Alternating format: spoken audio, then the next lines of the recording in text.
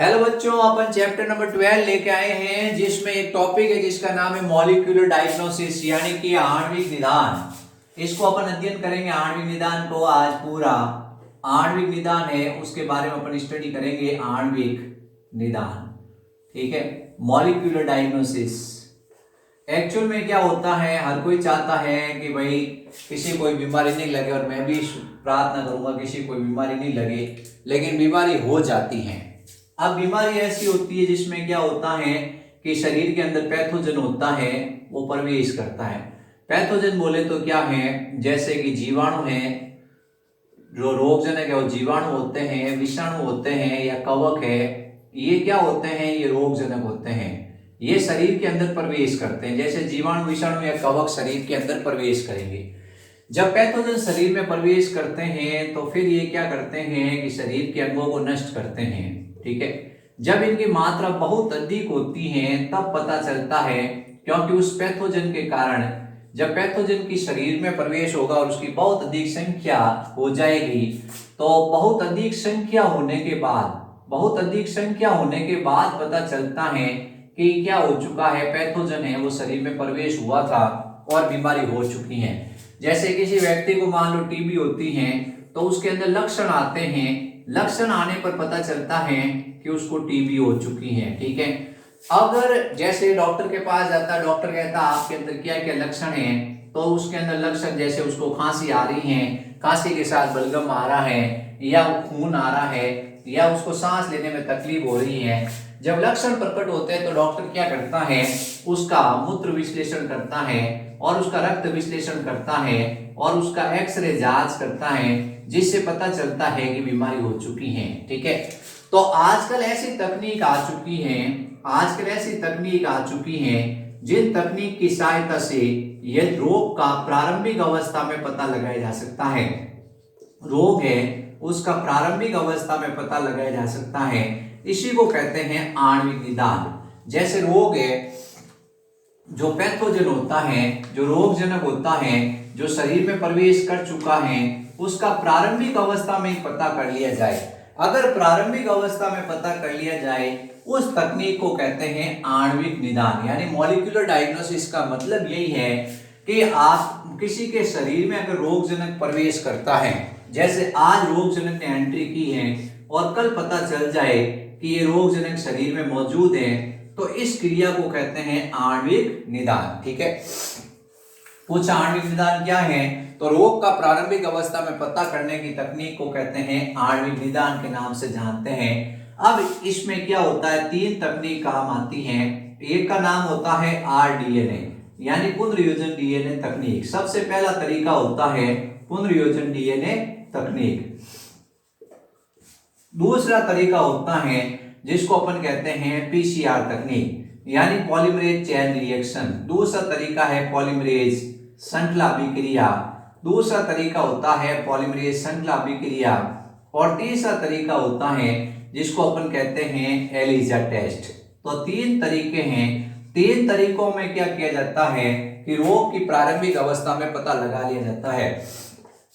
अब कुछ बीमारियां ऐसी होती हैं जो अनुवांशिक बीमारियां होती हैं, उन बीमारियों के बारे में भी क्या होता है, इन तकनीक से पता चल जाता है, ठीक है।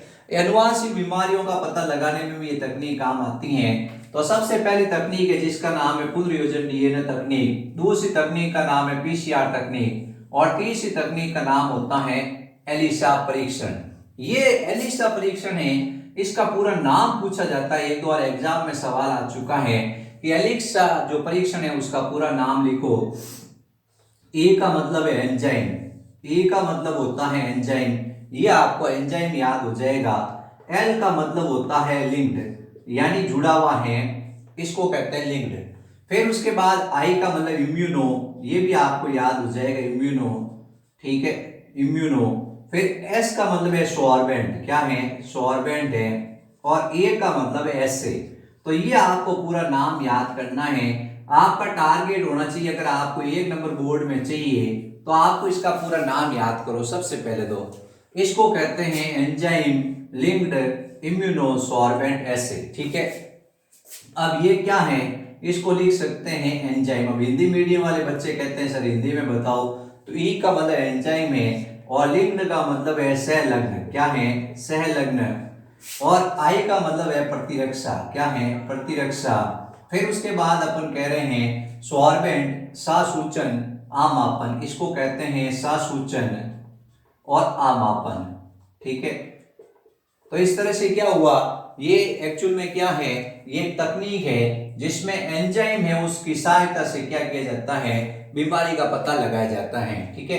तो ये अपने को इसमें तीन तकनीक, उन तीनों तकनीक को अपन विस्तार पूर्वक पढ़ेंगे।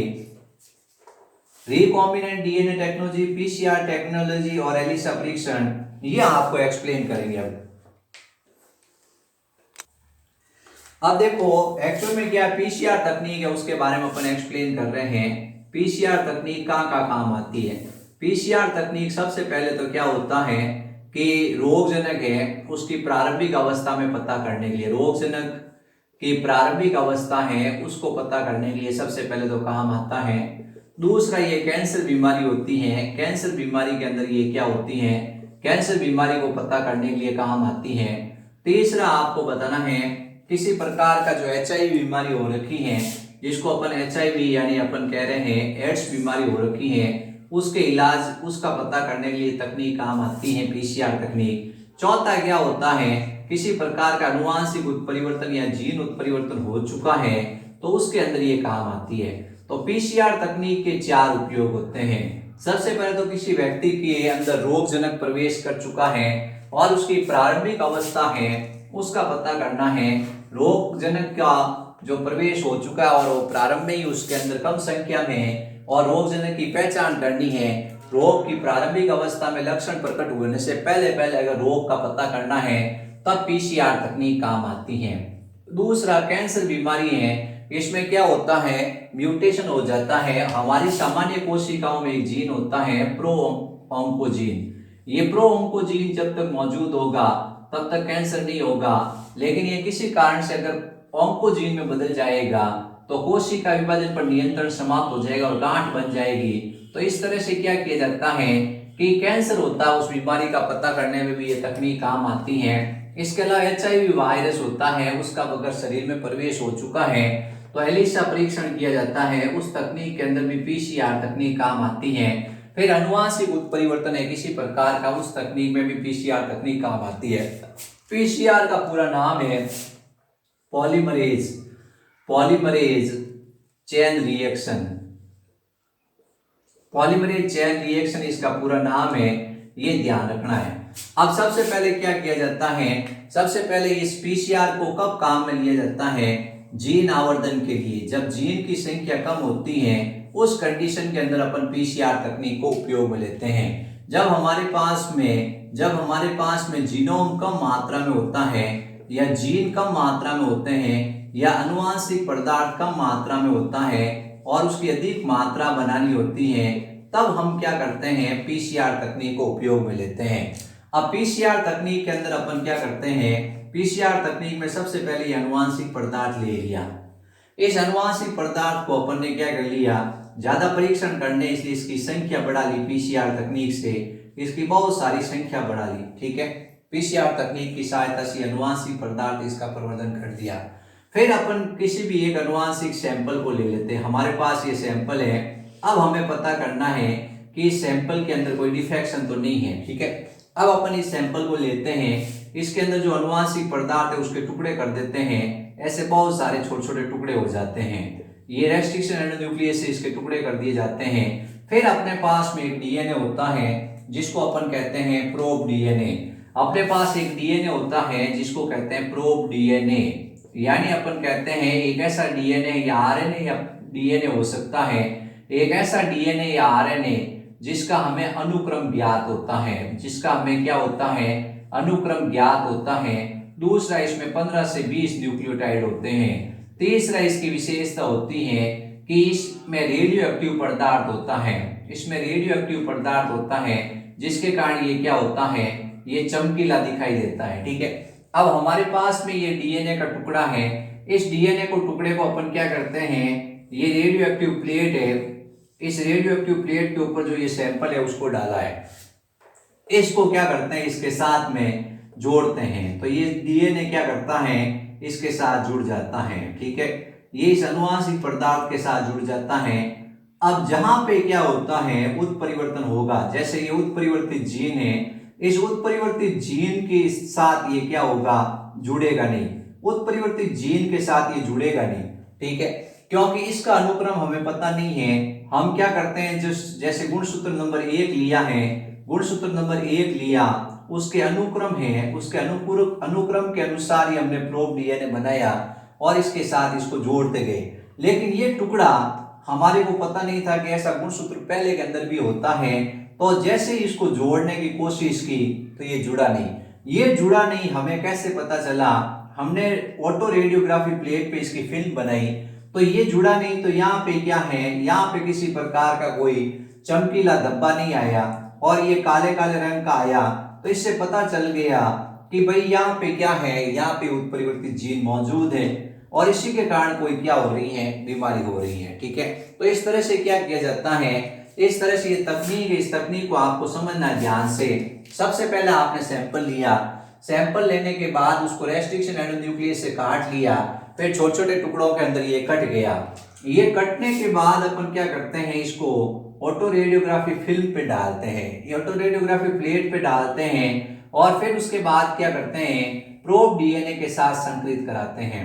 ये प्रोब डीएनए के साथ अनुपूरक न्यूक्लियोटाइड जुड़ जाते हैं, लेकिन जहां पे उत्परिवर्तित जीन होगा या उत्परिवर्तित जो डीएनए होगा वहां पे क्या होगा, वो जुड़ेगा नहीं, क्योंकि इसके अनुपूरक वो नहीं है। और वहां पे अपनी जो फिल्म बनाएंगे उस फिल्म में एक धब्बा आएगा और वहां पे किसी प्रकार की चमक नहीं आएगी, तो अपने को पता चल जाएगा ये उत्परिवर्तित जीन है। तो इस तरह क्या किया जाता है, तुरंत परीक्षण करके पता लगा लिया जाता है। जैसे ये कैंसर बीमारी है तो इसमें सब जीन है, उन जीनों का पता चल जाता है, लेकिन जो ऑन्कोजीन होता है उसके अनुपूरक न्यूक्लियोटाइड्स आके जुड़ नहीं पाते हैं। इसी तरह से अपन कह रहे हैं किसी प्रकार का अनुवांशिक उत्परिवर्तन है उसका पता लगाया जा सकता है। तो आपको पूछा जाता है पीसीआर तकनीक का कैसे उपयोग किया जाता है, तो अपन एक प्रोब डीएनए उसके बारे में थोड़ा आपको याद होना चाहिए कि प्रोब डीएनए क्या होता है।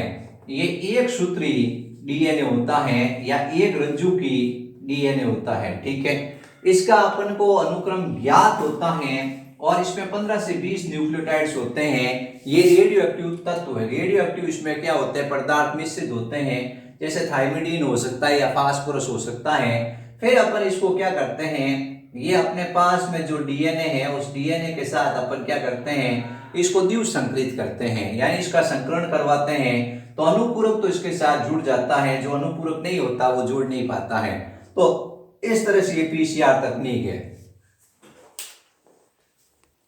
तो ये पीसीआर तकनीक है, इस तकनीक में क्या हुआ बच्चों, सबसे पहले आपने ये अनुवांशिक पदार्थ लिया, इस अनुवांशिक पदार्थ को आपने छोटे छोटे टुकड़ों के अंदर तोड़ दिया, ये छोटे छोटे टुकड़ों के अंदर टूट गया है ये अनुवांशिक पदार्थ।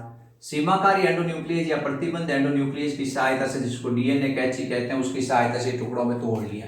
फिर टुकड़ों में तोड़ने के बाद आपने क्या किया है, इसको अगर वो जेल इलेक्ट्रोफोरेसिस में डाल दिया और ये अपने अणुभार के अनुसार क्या हो चुका है, व्यवस्थित हो चुका है। ठीक है, ये अणुभार के अनुसार क्या हो चुका है, व्यवस्थित हो चुका है। फिर अपन क्या करते हैं, इसके बाद इसको एक प्लेट पे डालते हैं, ऑटो रेडियोग्राफी प्लेट पे। ये जैसे द्विव सूत्री है तो पहले इसको एक सूत्री डीएनए बदलते हैं और इसको क्या करते हैं, ऑटो रेडियोग्राफी प्लेट पे डालते हैं, यानी नाइट्रोसेलुलोज के फिल्टर पेपर है उसके ऊपर डाल देते हैं। ये जैसे डीएनए है, इसको नाइट्रोसेलुलोज के फिल्टर पेपर पर डाल दिया, ये नाइट्रोसेलुलोज के फिल्टर पेपर के ऊपर डाल दिया। ठीक है, फिर उसके बाद इसको क्या करते हैं, प्रोब डीएनए जो अपने पास डीएनए है, प्रोब डीएनए जिसको अपन जासूस डीएनए कह रहे हैं, उसके साथ इसको क्या कराते हैं, संकलित कराते हैं। प्रोब डीएनए की 2-3 विशेषता याद रखनी है। सबसे पहले ये एक सूत्री होता है, दूसरी विशेषता आपको बतानी, इसमें 15 से 20 न्यूक्लियोटाइड्स होते हैं। तीसरी विशेषता आपको बतानी है कि इसमें 15 से 20 न्यूक्लियोटाइड होते हैं और ये रेडियो एक्टिव पदार्थ इसमें मिश्रित होता है। फिर चौथी विशेषता ये बतानी, इसका अनुक्रम हमें ज्ञात होता है। ठीक है, इसका अनुक्रम हमें ज्ञात होता है। ये जैसे डीएनए का एक छोटा टुकड़ा है, A T G, A T C जी, ऐसा ये अनुक्रम है, ये अनुक्रम हमें पहले से पता होता है।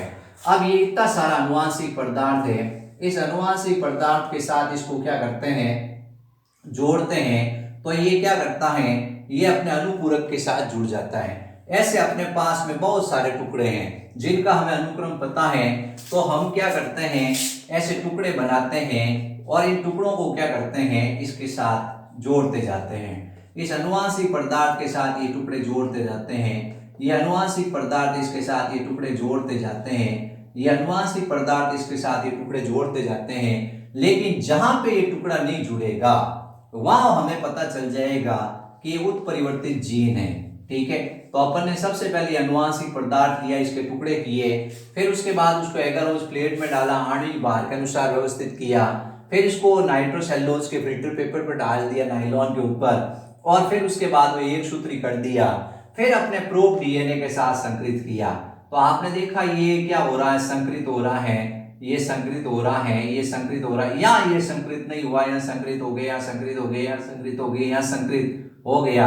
तो अपने को पता चला ये क्या है, अपने मन में सवाल आया, तो ये उत्परिवर्तित जीन है। ये कैसा जीन है, उत्परिवर्तित जीन है, जिसका हमें अनुक्रम पता नहीं है, जिसका हमें अनुक्रम पता नहीं है, यानी अपन को इसका अनुक्रम पता नहीं है, तो अपन कहेंगे ये क्या है, ये एक्चुअल में उत्परिवर्तन का कारण है या बीमारी का कारण है। यही है जो बीमारी का क्या है, कारण है। ठीक है, तो इस तरह से क्या होता है, पीसीआर तकनीक की सहायता से आप रोग जनक की प्रारंभिक अवस्था में पहचान कर सकते हो, आप एचआईवी बीमारी का पता कर सकते हो, एड्स बीमारी का, इसके अलावा आप कैंसर बीमारी का पता कर सकते हो, इसके अलावा आप क्या कर सकते हो कि किसी प्रकार का कोई अनुवांशिक रोग है तो उसका आप पता कर सकते हो। ये पीसीआर तकनीक के मेथड है। अब अपन जो पढ़ रहे हैं आणविक विज्ञान में दूसरी तकनीक है, उसका नाम है एलिजा टेस्ट। ये एलिजा परीक्षण, ये बच्चों सबसे इंपॉर्टेंट है। ये कौन सी बीमारी का पता लगाने में काम आता है, एड्स बीमारी का पता लगाने में काम आता है। ठीक है, सबसे पहले तो इन दोनों के नाम आपको पक्के याद होने चाहिए। इसका पूरा नाम पूछा जाता है, ई का मतलब है एंजाइम, और एल का मतलब है लिंक्ड, आई का मतलब है इम्यूनो, और एस का मतलब है सॉर्बेंट, और ए का मतलब है ऐसे। ठीक है, और ये एड्स है उसका भी पूरा नाम होता है एक्वायर्ड, आई का मतलब होता है इम्यूनो, डी का मतलब डिफिशियंसी, और एस का मतलब है सिंड्रोम। ये आपको पूरे नाम पता होने चाहिए। इसको कहते हैं, ए को कहते हैं उपार्जित, क्या कहते हैं, उपार्जित। आई को कहते हैं प्रतिरक्षा, प्रतिरक्षा न्यूनता सिंड्रोम। उपार्जित प्रतिरक्षा न्यूनता सिंड्रोम है इसका पूरा नाम, और इसका नाम है एंजाइम सहलग्न प्रतिरक्षा, इसको कहते हैं शोषक आमापन। ठीक है, तो ये अपने को ध्यान रखना है, एस को कहते हैं शोषक और इसको कहते हैं आमापन। पर एंजाइम सहलग्न प्रतिरक्षा शोषक आमापन, ये जो एलिसा परीक्षण है ये एक सिद्धांत पर कार्य करता है। ये सवाल परीक्षा में आता है। सिद्धांत क्या है, सिद्धांत है प्रतिजन प्रतिरक्षा सिद्धांत, प्रतिजन प्रतिरक्षा अनुक्रिया सिद्धांत। प्रतिजन आपस में प्रतिरक्षा के साथ क्रिया करता है, इस सिद्धांत पर यह एलिसा परीक्षण निर्भर है। तो पहला सवाल तो यही आता है कि एलिसा परीक्षण होता है उसका पूरा नाम बताओ। दूसरा, वो कौन सी बीमारी के परीक्षण में काम आता है, एड्स बीमारी के परीक्षण में काम आता है। ये किस सिद्धांत पर कार्य करता है, प्रतिरक्षा प्रतिजन अनुक्रिया सिद्धांत। अब ये जो एड्स का वायरस है एचआईवी, ये हमारे शरीर में क्या बनाता है, कुछ प्रतिजन बनाता है, कुछ एंटीजन बनाता है। इन एंटीजन का नाम होता है, जैसे ये प्रोटीन बनाएगा या कुछ ग्लाइकोप्रोटीन बनाएगा। इन ग्लाइकोप्रोटीन को अपन क्या कर सकते हैं, पहचान कर सकते हैं। ये ग्लाइकोप्रोटीन है, इनकी अपन पहचान कर सकते हैं। तो एचआईवी वायरस अगर शरीर में आएगा तो ये शरीर के ऊपर क्या होते हैं, इसके द्वारा कुछ प्रतिजन बनाए जाते हैं। जिनको अपन कहते हैं प्रोटीन या ग्लाइकोप्रोटीन बनाए जाते हैं, इनका खिलाफ हमारे शरीर में क्या बनती हैं, प्रतिरक्षा बनती हैं। ठीक है, तो अपन प्रतिरक्षा और प्रतिजन अनुक्रिया के आधार पर क्या कर सकते हैं, इस बीमारी का आसानी से पता लगा सकते हैं। अब आपको बताते हैं एलिसा परीक्षण में होता क्या है। एलिसा परीक्षण में ये जैसे एक किट होती है, ये इस तरह की किट होती है। इस किट के अंदर क्या होते हैं, छोटे छोटे आपको कुछ ऐसे खड्डे दिखाई देते हैं। ये इस तरह से अपन कह रहे हैं एक गड्ढा है। इस गड्ढे के अंदर क्या होते हैं, इस गड्ढे के अंदर ऐसे ये एंटीजन मौजूद होते हैं। इस गड्ढे के अंदर ये एंटीजन मौजूद है, ये गड्ढे के अंदर एंटीबॉडी मौजूद है। ये अपन ने गड्ढा लिया, इस गड्ढा है, इसके अंदर क्या है, एंटीबॉडी मौजूद है। ठीक है, अब अपन क्या करते हैं, अपन इसमें फ्लूइड डाल देते हैं। इसमें क्या करते हैं, जो अपने पास सैंपल हैं उस सैंपल को डाल देते हैं। इसमें अपन के पास जैसे ब्लड लिया किसी व्यक्ति का कि भाई आपका ब्लड दो, इस ब्लड को इसमें डाल दिया। इस ब्लड में क्या होते हैं, ये एंटीजन होते हैं, वो इसके साथ जुड़ जाते हैं। ब्लड में जो एंटीजन्स होते हैं वो इसके साथ जुड़ जाते हैं। तो सबसे पहले क्या है, एंटीबॉडी इसमें मौजूद है। फिर उसके बाद आपने सैंपल लिया, उस सैंपल में क्या है, उस सैंपल में ये एंटीजन है वो जुड़ जाते हैं। ठीक है, अब इसके बाद क्या होता है, इसके बाद अपन क्या करते हैं, फिर अपन ऐसे एंटीबॉडीज डालते हैं। इन एंटीबॉडीज में क्या लगे होते हैं, एंजाइम। तो इनको कहते हैं एंजाइम लिंक्ड एंटीबॉडीज, ये इसमें डालते हैं।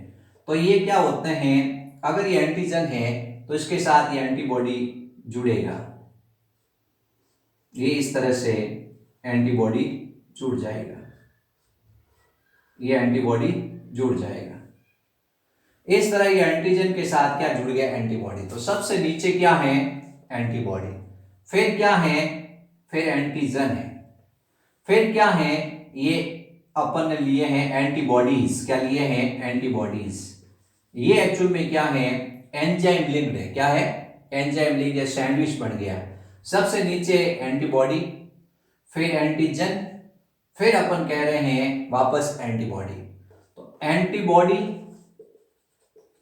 फिर एंटीजन, फिर एंटीबॉडी। सबसे नीचे एंटीबॉडी, बीच में एंटीजन, फिर एंटीबॉडी। तो एंटीबॉडी, एंटीबॉडी और एंटीजन, बीच में एंटीजन, तो सैंडविच बन गया। अब अपन कह रहे हैं कि इसमें क्या करेंगे, इसमें एक विशेष प्रकार का सबस्ट्रेट डालेंगे। क्या डालेंगे, सबस्ट्रेट डालेंगे। ये सबस्ट्रेट होगा, इसका कलर चेंज होगा। एंजाइम का काम होता है इस सबस्ट्रेट के साथ क्रिया करना और कलर देना। अगर ज्यादा कलर आ रहा है तो इसका मतलब वो पॉजिटिव है, और अगर कम कलर आ रहा है तो वो नेगेटिव है। ठीक है, तो एक छोटा सा तरीका है कि इसके अंदर क्या डाले जाते हैं, सबस्ट्रेट। सब ये अगर एंजाइम मौजूद है, ये एंजाइम इसके साथ चिपके रहेंगे तो क्या होगा, ये रिएक्शन करेंगे। और एंजाइम क्या करेगा, एंजाइम सबस्ट्रेट कॉम्प्लेक्स बनेगा और सबस्ट्रेट बदल जाएगा कलर में। इस तरह से क्या होता है, जैसे आप ये टेस्ट कर रहे हो, इसमें अगर गहरी लाइन आएगी, 2 लाइनें आएगी, तो आपको पता चलेगा ये क्या है, पॉजिटिव है, कलर आया। और अगर इसमें लाइन नहीं आएगी तो आप कहोगे क्या होगा, नेगेटिव आएगा। नेचुरल सी बात है, जो प्रेगनेंसी टेस्ट किया जाता है तो उसमें क्या किया जाता है, ऐसे यूरिन ड्रॉप डाली जाती है, उसमें हार्मोन होता है ह्यूमन कोरिनिक गोनेडोट्रोफिन्स। ये क्या है, ये ह्यूमन कोरिनिक गोनेडोट्रोफिन्स होता है, उसका तुरंत पता चल जाता है ये एंटीजन एंटीबॉडी रिएक्शन से। ठीक है, तो अपन कह रहे हैं यहाँ पे क्या था, इसके अंदर था अपने पास में ये जो अपन ने एक इस तरह का बनाया है, उसके अंदर पहले एंटीबॉडी स्थापित होते हैं, फिर अपन क्या करते हैं, सैंपल डालते हैं। अगर सैंपल्स में ये एंटीजन नहीं होगा, मान लो किसी व्यक्ति के सैंपल में एंटीजन नहीं होगा, तो नेचुरल सी बात है ये कॉम्प्लेक्स बनेगा ही नहीं। ये कॉम्प्लेक्स बनेगा ही नहीं तो ये एंटीबॉडी होंगे, ये इसके साथ रिएक्शन करेंगे नहीं और ये इस तरह से यूं बिखरे रहेंगे या नष्ट हो जाएंगे। तो नष्ट हो जाएंगे तो उस कंडीशन के अंदर आप जब सॉर्बेंट डालोगे तो किसी प्रकार का आप कलर डालोगे, तो ये जो सबस्ट्रेट डालोगे तो क्या होगा, कलर नहीं आएगा। तो ये कॉम्प्लेक्स बन गया, सैंडविच बन गया। वो सैंडविच ये एंजाइम क्या करेंगे, तुरंत इसको चेंज करेंगे सबस्ट्रेट को, प्रोडक्ट के अंदर प्रोडक्ट होगा कलर। कलर आ गया इसका मतलब पॉजिटिव टेस्ट है और कलर नहीं आया तो नेगेटिव टेस्ट है। तो इसमें ये ध्यान रखना आपने।